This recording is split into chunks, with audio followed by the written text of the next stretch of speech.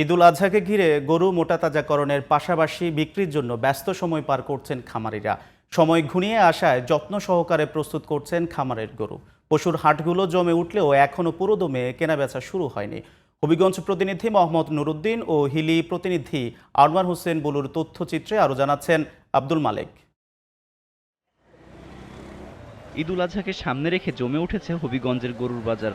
স্থায়ী অস্থায়ী মিলে ৬০টি গরুর হাট বসেছে ৯টি উপজেলায়।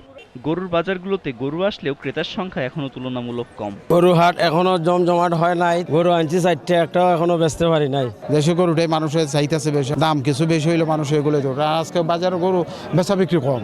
আমাদের যদি সাধ্যের ভিতরে চয়েজে মিলে যায় ইনশাল্লাহ আমরা এবার কিনে নিয়ে যাওয়ার চেষ্টা করব। হাটে জাল টাকা শনাক্তকরণের পাশাপাশি মহাসড়কে চাঁদাবাজি রোধে সার্বক্ষণিক নজরদারির কথা জানিয়েছে জেলা পুলিশ সুপার।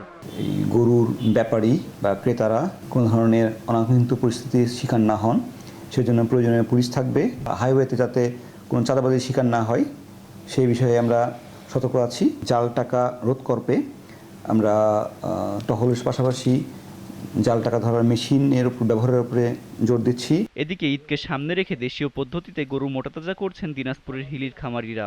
ইতোমধ্যেই দেশের বিভিন্ন স্থান থেকে খামারে গরু দেখতে ও কিনতে আসছেন পাইকারিরা। ভারত থেকে গরু না আসলে ভালো দামের আশা করছেন খামারিরা। চোরার পথে গরু না আলে পারা আমাদের মোটামুটি দাম পাবো, আর চোরার পথে আসে তাহলে আমার দাম পাবো না।